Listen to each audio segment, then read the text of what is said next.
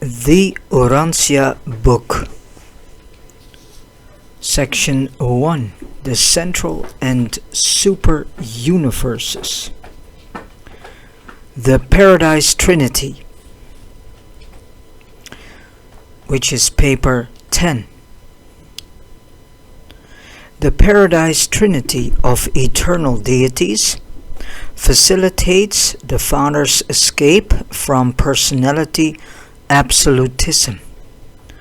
The Trinity perfectly associates the limitless expression of God's infinite personal will with the absoluteness of Deity. The eternal Son and the various sons of divine origin, together with the Conjoint Actor, which is the infinite spirit, and his universe children, effectively provide for the Father's liberation from the limitations otherwise inherent in primacy, perfection, changelessness, eternity, universality, absoluteness, and infinity.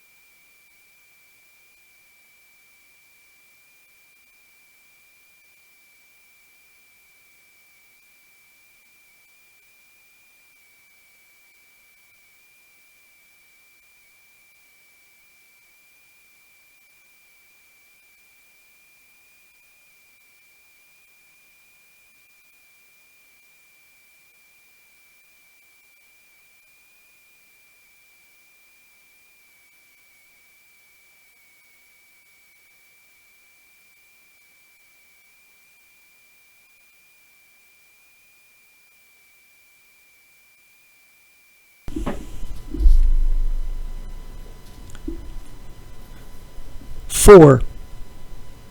The Trinity union of Deity. Of all absolute associations, the Paradise Trinity, the first triunity, is unique as an exclusive association of personal deity. God functions as God only in relation to God, and to those who can know God, but as absolute deity only in the Paradise Trinity and in relation to universe totality. Eternal deity is perfectly unified. Nevertheless, there are three perfectly individualized persons of deity. The Paradise Trinity makes possible the simultaneous expression of all the diversity of the character traits and infinite powers of the first source and center, and his eternal coordinates, and of all the divine unity of the universe functions of undivided deity. The Trinity is an association of infinite persons functioning in a non-personal capacity, but not in a contravention of personality. The illustration is crude, but a Father, Son, and grandson could form a corporate entity which would be non-personal, but nonetheless subject to their personal wills. The Paradise Trinity is real. It exists as the deity union of Father, Son, and Spirit. Yet the Father, the Son, or the Spirit, or any two of them, can function in relation to this self-same Paradise Trinity. The Father, Son, and Spirit can collaborate in a non-Trinity manner, but not as three deities. As persons they can collaborate as they choose, but that is not the Trinity. Ever remember that what the infinite Spirit does is the function of the Conjoint Actor. Both the Father and the Son are functioning in and through and as Him. But it would be futile to attempt to elucidate the Trinity mystery. Three as one and in one, and one as two and acting for two.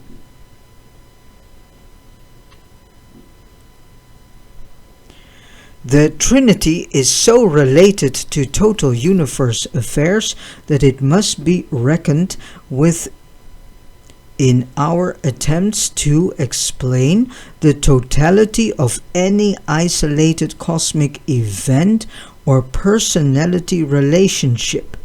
The Trinity functions on all levels of the cosmos, and mortal man is limited to the finite level. Therefore must man be content with a finite concept of the Trinity as the Trinity. Therefore must man be content with a finite concept of the Trinity as the Trinity. As a mortal in the flesh, you should view the Trinity in accordance with your individual enlightenment and in harmony with the reactions of your mind and soul.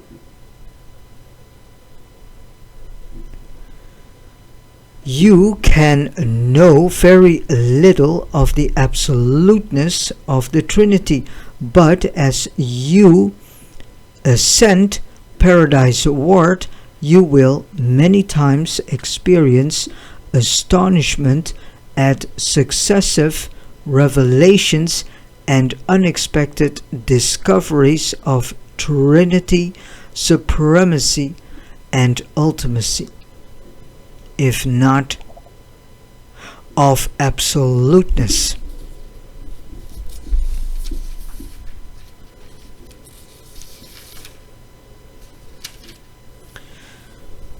Five.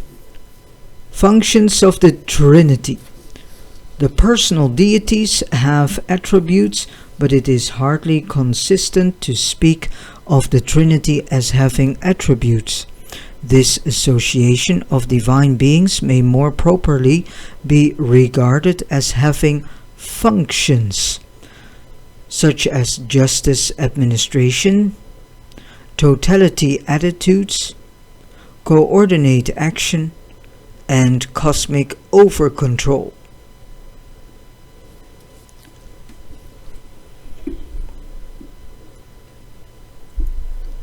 These functions are actively supreme, ultimate, and within the limits of deity, absolute as far as all living realities of personality value are concerned. The functions of the Paradise Trinity are not simply the sum of the Father's apparent endowment of divinity plus those specialized attributes that are unique in the personal existence of the Son and the Spirit. The Trinity association of the three Paradise deities results in the evolution, eventuation, and deitization of new meanings, values,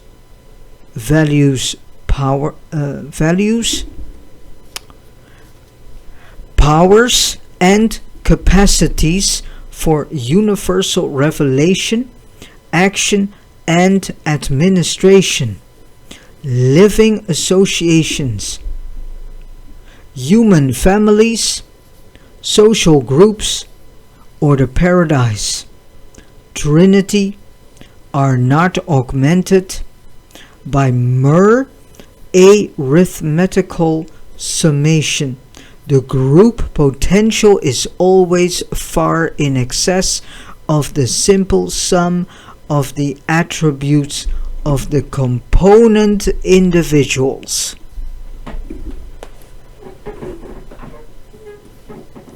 The Trinity maintains a unique attitude as the Trinity towards the entire universe of the past, present, and future, and the functions of the Trinity can best be considered in relation to the universe attitudes of the Trinity. Such attitudes are simultaneous and may be multiple concerning any isolated situation or event. 1. Attitude toward the finite.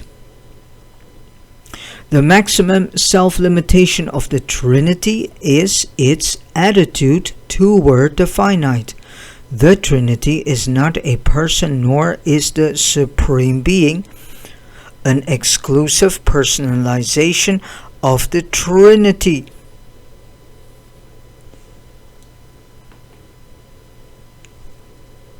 But the Supreme is the nearest approach to a power personality, vocalization of the Trinity, which can be comprehended by finite creatures. Hence, the Trinity in relation to the finite is sometimes spoken of as the Trinity of supremacy. 2. Attitude toward the absolute. The Paradise Trinity has regard for those levels of existence which are more than finite, but less than absolute, and this relationship is sometimes denominated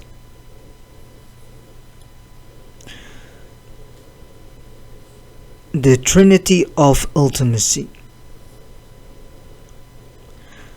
Neither the ultimate nor the supreme are wholly representative of the Paradise Trinity, but in a qualified sense and to their respective levels, each seems to represent the Trinity. During the pre-personal eras of experiential power development. 3.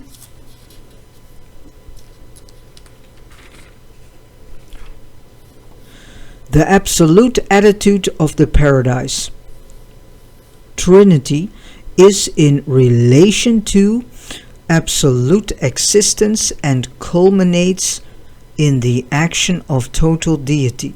The Trinity infinite involves the coordinate action of all triunity relationships of the first source and center, undeified as well as deified, and hence is very difficult for personalities to grasp. In the contemplation of the Trinity as infinite, do not ignore the 7 triunities. Thereby certain difficulties of understanding may be avoided and certain paradoxes may be partially resolved.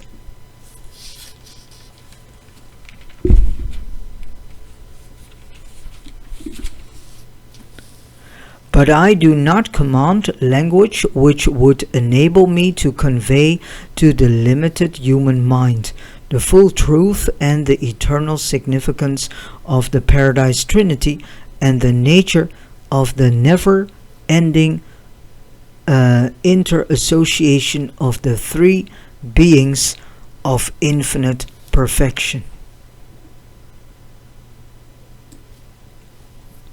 6. We are at the 6th subchapter, the stationary sons of the Trinity. All law takes origin in first source and center.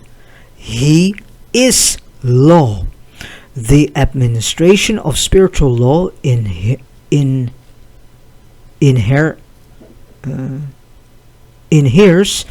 in the second source and center. The revelation of law, the promulgation and interpretation of the divine state of the divine statutes is the function of the third source and center. The application of law, justice, falls within the province of the Paradise Trinity and is carried out by certain sons of the Trinity. Justice is inherent in the universal sovereignty of the Paradise Father Trinity, but goodness, mercy, and truth are the universe ministry of the divine personalities, whose deity union constitutes the Trinity. Justice is not the attitude of the Father, the Son, or the Spirit. Justice is the Trinity attitude of these personalities of love, mercy, and ministry. No one of the Paradise deities fosters the administration of justice. Justice is never a personal attitude, it is always a plural function.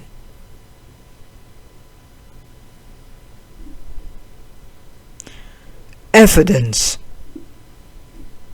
The basis of fairness, justice in harmony with mercy, is supplied by the personalities of the third source and center, the conjoint representative of the Father and the Son to all realms and to the minds of the intelligent beings of all creation.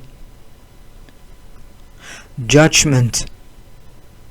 The final application of justice in accordance with the evidence submitted by the personalities of the Infinite Spirit is the work of the stationary sons of the Trinity, being partaking of the Trinity nature of the united Father, Son, and Spirit. This group of Trinity sons embraces the following personalities. 1. Trinitized secrets of supremacy. 2. Eternals of days. 3. Ancients of days. 4. Perfections of days. 5. Reasons of days.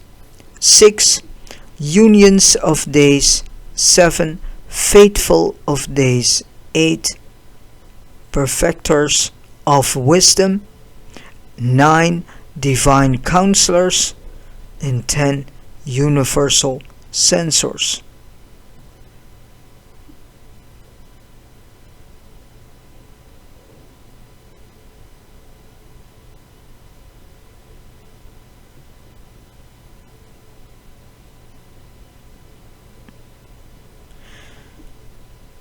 We are children of the three Paradise Deities functioning as the Trinity, for I chance to belong to the 10th order of this group, the universal censors. These orders are not representative of the attitude of the Trinity in a universal sense. They represent this collective attitude of deity only in the domains of executive judgment. Justice.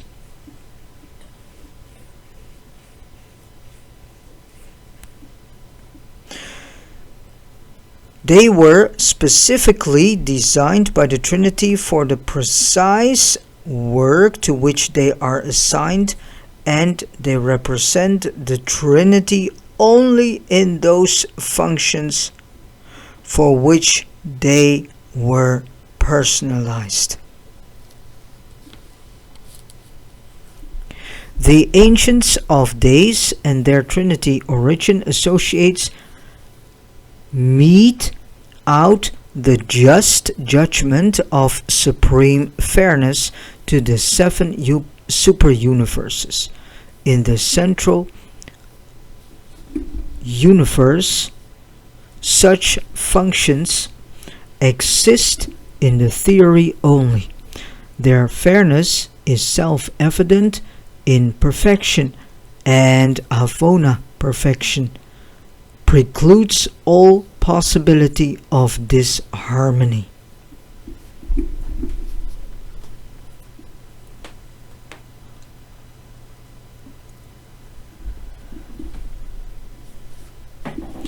Justice is the collective thought of righteousness. Mercy is its personal expression. Mercy is the attitude of love. Precision characterizes the operation of law. Divine judgment is the soul of fairness, ever conforming to the justice of the Trinity, ever fulfilling the divine love of God when fully perceived and completely understood.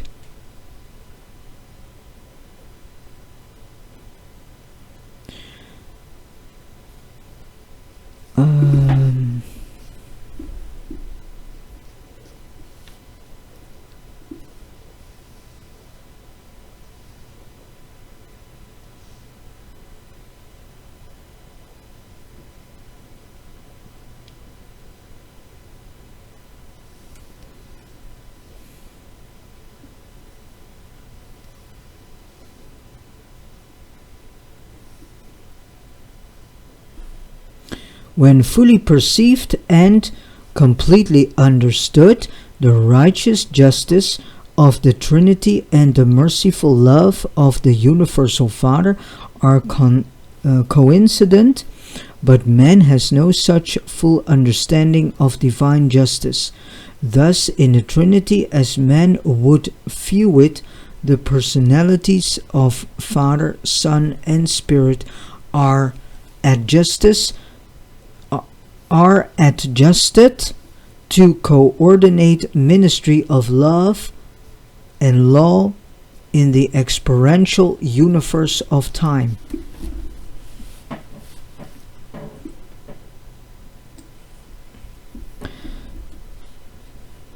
Seven, the overcontrol of supremacy. The first, second, and third persons of deity are equal to each other, and they are one. The Lord our God is one God. There is perfection of purpose and oneness of execution in the divine Trinity of eternal deities. The Father, the Son, and the Conjoint Actor are truly and divinely one. Of a truth it is written, I am the first, and I am the last, and beside me there is no God, because he is the Almighty I am that I am. As things appear to the mortal on the finite level, the Paradise Trinity, like the Supreme Being, is concerned only with the total planet, total universe, total super universe, total grand universe. This totality attitude exists because the Trinity is the total of deity and for many other reasons. The Supreme Being is something less and something other than the Trinity, functioning in the finite universes, but within certain limits and during the present era of incomplete power personalization. This evolutionary deity does appear to reflect the attitude of the Trinity of supremacy. The Father, Son, and Spirit do not personally function with the Supreme Being, but during the present universe age, they collaborate with him as the Trinity. We understand that they sustain a similar relationship to the ultimate. We often conjecture as to what will be the personal relationship between the Paradise deities and God the Supreme when he has finally evolved, but we do not really know. And later on we will get to know at the end of this paper who is mentioned with we and I. We do not find the over-control of supremacy to be wholly predictable. Furthermore, this unpredictability appears to the characterized by a This unpredictability appears to be characterized by a certain developmental incompleteness, undoubtedly an earmark of the incompleteness of the Supreme and of the incompleteness of finite reaction to the Paradise Trinity. The mortal mind can immediately think of 1,001 things: catastrophic physical events, appalling accidents, horrific disasters, painful illnesses, and worldwide scourges, and ask whether such visitations are correlated in the unknown maneuvering of this probable functioning of the Supreme Being. Frankly, we do not know, we are not really sure, but we do observe that as time passes, all these difficult and more or less mysterious situations always work out for the welfare and progress of the universe. It may be that the circumstances of existence and the inexplicable vicissitudes of living are all interwoven into a meaningful pattern of high value by the function of the Supreme and the over control of the Trinity.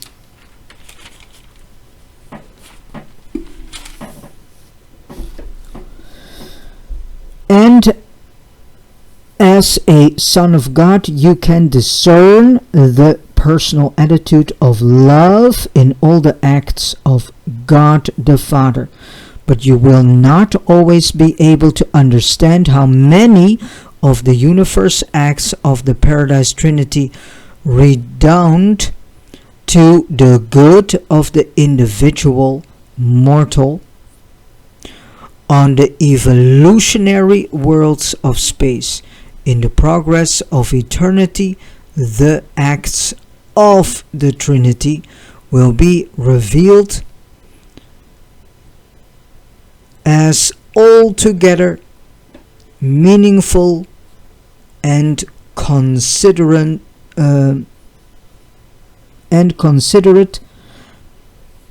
but they do not always so appear to the creatures of time. And then the last, point 8, the Trinity beyond the finite. Many truths and facts pertaining to the Paradise Trinity can only be even partially comprehended by recognizing a function that transcends the finite.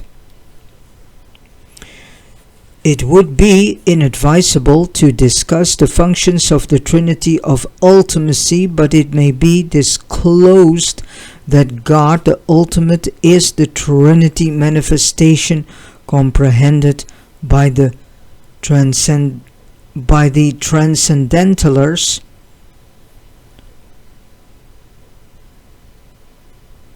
We are inclined to the belief that the unification of the master universe is the eventuating act of the ultimate and is probably reflective of certain, but not all, phases of the absolute over-control of the Paradise Trinity.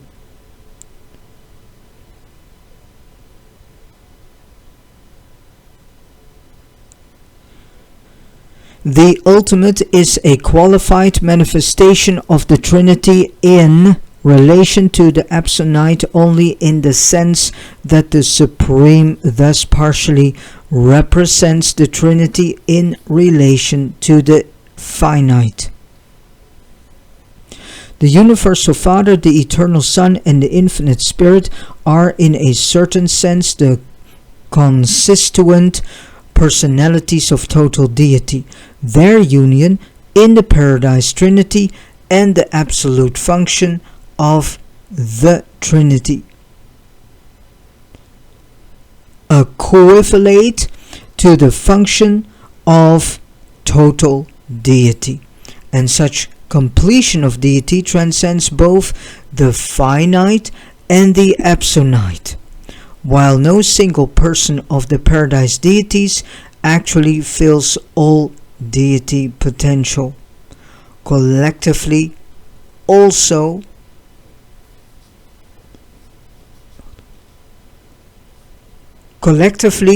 all three do. Three infinite persons seem to be minimum number of beings required to activate the pre-personal and existential potential of total deity, the deity absolute.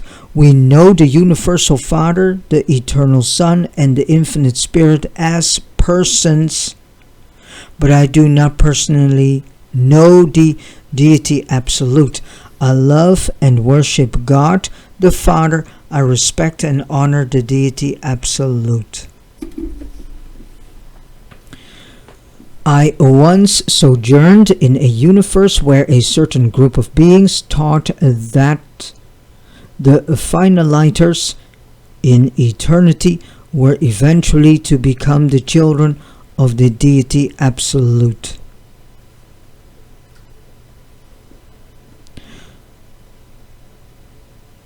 But I am unwilling to accept this solution of the mystery which enshrouds the future of the finaliters.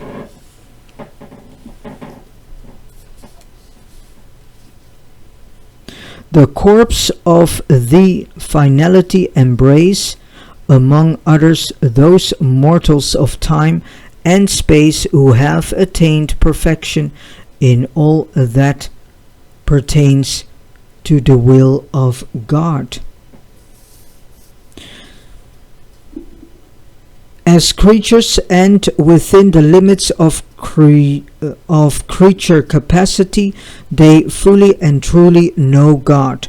Having thus found God as the Father of all creatures, these finaliters must sometime begin the quest for the superfinite Father. But this quest involves a grasp of the absolute nature of the ultimate attributes and character of the Paradise Father. Absolute is a state between finite and eternal. Eternity will disclose whether such an attainment is possible, but we are convinced even if the finaliters do grasp this ultimate of divinity, they will probably be unable to attain the super ultimate levels of absolute.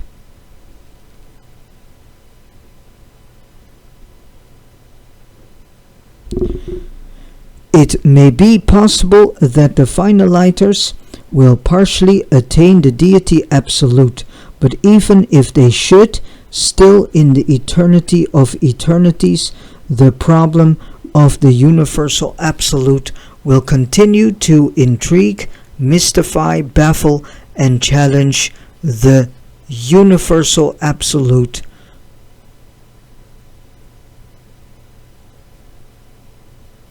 And will continue to intrigue, mystify, baffle, and challenge the ascending and progressing finaliters, for we perceive that the unfathomability of the cosmic relationships of the universal absolute will tend to grow in proportions as the material universes and their spiritual administration continue to expand. Only infinity can disclose the Father infinite.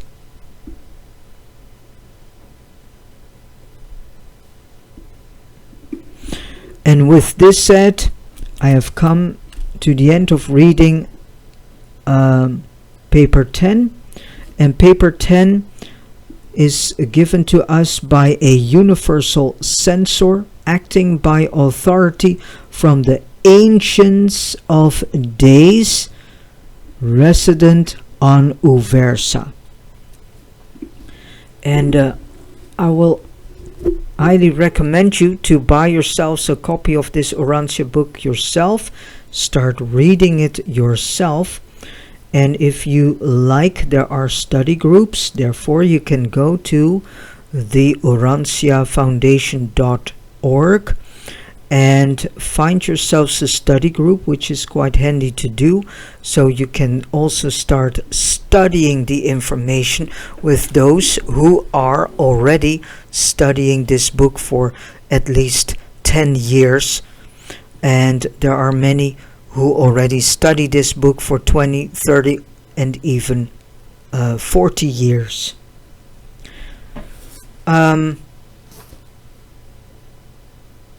Thank you for listening to this audio video, and God bless you.